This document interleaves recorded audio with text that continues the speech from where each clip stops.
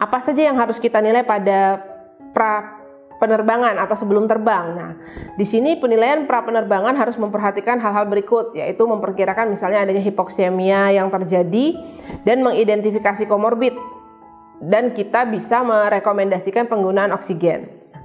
Pasien PPOK yang sedang dan berat derajat klinisnya dilakukan penilaian secara sebelum terbang, pra penerbangan, di mana kondisi pasien dalam pemulihan, pengawasan terhadap obat, dan kontrol komorbidnya juga harus dievaluasi. Ada standar baku emas untuk prediksi kebutuhan oksigen, misalnya adalah Hypoxia Altitude Simulation Test atau HAST ya, pada ruang hipobarik. Jadi ini merupakan salah satu pemeriksaan yang bisa kita lakukan pada penderita PPOK untuk kelayakan terbangnya. Nah, alatnya seperti ini, di mana ada Douglas bag-nya, kemudian ada headphone untuk untuk mendengarkan perintah yang akan kita lakukan, ada pneumatograph yang mencatat adanya dari gas analyzer yang dikeluarkan oleh alat tersebut, kemudian nanti akan dicatat oleh mesin yang ada di sana HAST, dan ada juga penderita atau orang ini menggunakan pulse oximetry dan rekam jantung. Nah, ini adalah interpretasi pada pemeriksaan Hypoxia Altitude Simulation Test tadi ya, HAST, berdasarkan British Thoracic Society. Terus kemudian di sini kalau kita lihat HAST-nya, apabila didapatkan tekanan oksigen lebih dari 50 mm Hg atau saturasi oksigen tersebut lebih dari atau sama dengan 85%, didapat rekomendasi yang bisa kita berikan adalah oksigen saat penerbangan tidak dibutuhkan. Jadi pasien bisa terbang tanpa menggunakan oksigen. Tapi kalau kita dapatkan nih tekanan oksigennya kurang dari 50 atau SpO2-nya kurang dari 85%, kita bisa merekomendasikan menggunakan oksigen saat penerbangan 2 liter per menit dengan menggunakan nasal kanul. Nah, di sini tekanan oksigen PaO2 itu sama dengan tekanan oksigen arteri, SpO2 adalah saturasi oksigen. Ini kalau kita melihat penilaian pasien ya dengan gangguan pernafasan sebelum penerbangan, bisa kita lihat nih di sini. Jadi kalau kita melakukan evaluasi klinik terhadap pasien tersebut, kita menggunakan misalnya sebelum dia terbang, kita menggunakan pulse oximetry yang paling gampang ya untuk mengukur saturasi oksigen. Apabila kita mendapatkan saturasi oksigennya kurang dari 92%,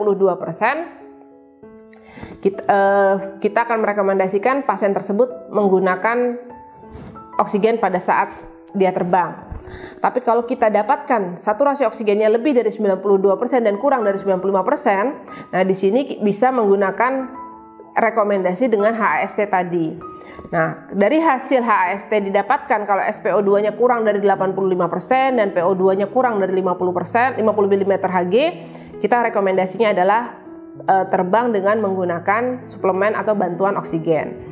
Tapi kalau didapatkan saturasi oksigennya lebih dari 85% dan tekanan oksigennya lebih dari 50 mm Hg, di sini tidak membutuhkan penggunaan oksigen. Kemudian kalau dari saturasi kita dapatkan lebih dari 95%, tidak dibutuhkan kebutuhan menggunakan oksigen. Nah, di sini kita perhatikan juga tadi untuk clinical evaluation yang harus kita tahu. Jadi pada pasien-pasien misalnya dengan akut pneumotorak ya, atau pulmonary hypertension severe ya, terus kemudian bronchogenic kista klinik yang tidak stabil pada penyakit-penyakit respiratory disease. Nah, itu kita perhatikan untuk kelayakan penerbangannya. Nah, ini adalah rumus untuk setiap ketinggian pada penyakit paru obstruktif dan restriktif ya. Jadi ada rumusnya yang bisa kita masukkan angka-angkanya, kemudian nanti kita akan mengetahui derajatnya untuk obstruktif dan restriktif. Nah, untuk tata laksana pasien PPOK pada perjalanan udara sendiri, misalnya persiapan yang dibutuhkan pada pasien PPOK ya, misalnya membawa obat yang diperlukan, mungkin membawa alat nebulisasi, kemudian harus juga kita pikirkan bahwa obat-obat dalam bagasi itu memperhatikan kebijakan dan peraturan bandara ya. Kemudian ada beberapa penderita yang penerbangan jarak jauh dia menggunakan CPAP, dry cell battery ya, yang direkomendasikan. Nah, persyaratan untuk oksigen atau bentuk lain dari tenaga medis harus ditunjukkan pada saat pemesanan tiket. Terapi oksigen pada pasien PPOK pada penerbangan, misalnya ini pasien PPOK, kita lihat dari spirometri atau blood gas analisis ya, kita lihat PCO2-nya, kita lihat PO2-nya, kemudian kalau di sini kita lihat saturasi dari kita lihat dari tekanan oksigennya.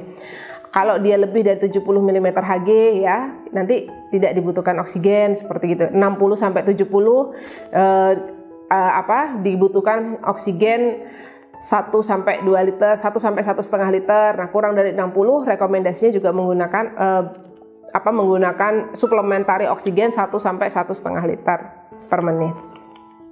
Nah, rehabilitatif pasien PPOK selama penerbangan apa yang bisa dilakukan? Pada prinsipnya adalah mencegah terjadinya hipoksemia yang semakin berat saat penerbangan. Jadi sebelumnya pasien tersebut menghindari kerja fisik yang berlebihan, tidak terlalu lama tidur, dan mengurangi porsi makannya. Kemudian menggunakan kursi roda pada saat sebagai transportasi saat dia menuju ataupun turun dari pesawat ya. Tidak membawa barang-barang berat dan memesan kursi yang dekat kamar mandi supaya tidak terlalu banyak menggunakan aktivitas fisik.